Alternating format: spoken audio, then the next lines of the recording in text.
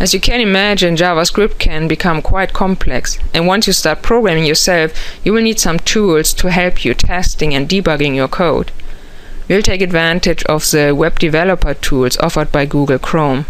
Just as earlier in the class, feel free to explore other tools offered by different browsers, or feel free to use an IDE. However, I won't be able to help you with all those different tools. Here I will give you only a course introduction so that you can get started quickly with debugging JavaScript.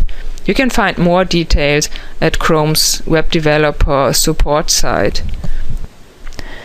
Enter developer.chrome.com, and then you go to Developer Tools and select Debugging JavaScript. Then you will get detailed instructions for the JavaScript debugger. So the typical problems you encounter when programming are syntax errors and logic errors.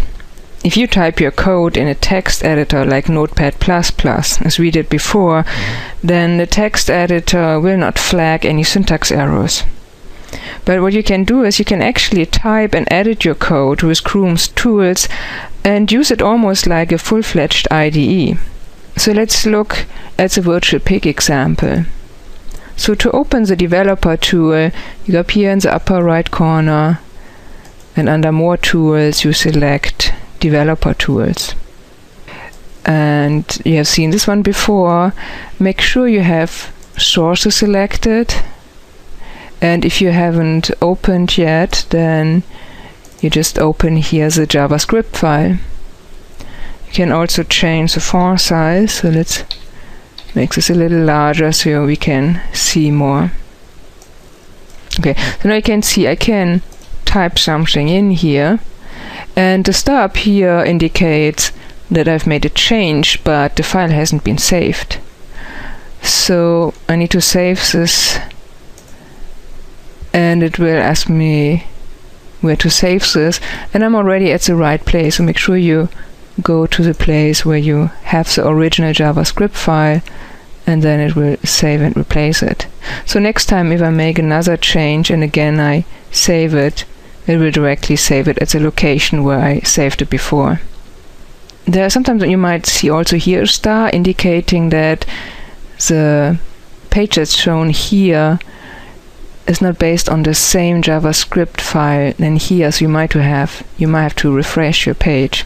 Okay, and now you see actually the change I made resulted in a syntax error, so that red dot marks this syntax error.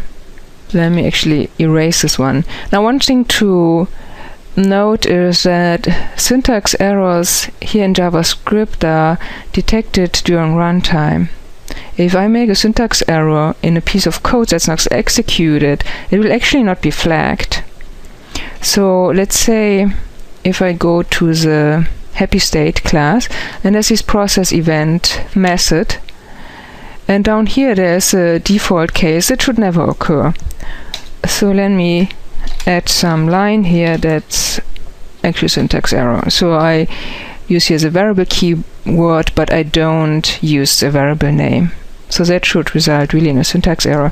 And just to show that this will be flagged as an error somewhere else, I put the same statement up here. So let's change this, and let's also refresh this. And you see here this one is flagged as a syntax error, but down here, let me see, was it the happy state? Down here this line is not flagged because it just is not executed. Okay, so let me reverse those changes again.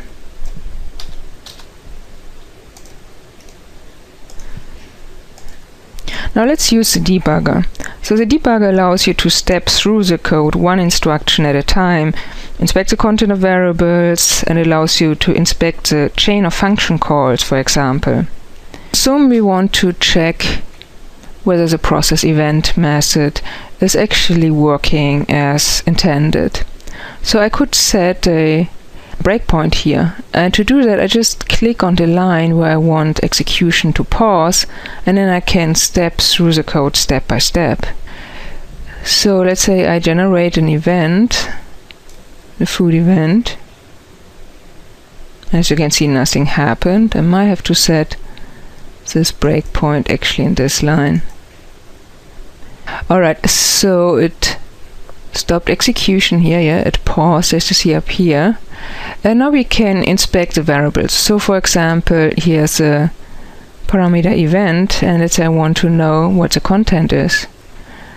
And you see here it shows that actually it's hunger. I can also add this to my watch list, and up here are the watched expressions, so I can always see what its current value is. And I can also add other variables here by just typing in the variable name. So let's say I want to know if is hungry is true or false. So I just add this. So in this case it's false, or I want to know what this is. And that's a pig object. So now if you want to step through the code, we can click here on this arrow down icon, and in this case it will go into this method where we just paused. So we'll go into the process event method of the current state.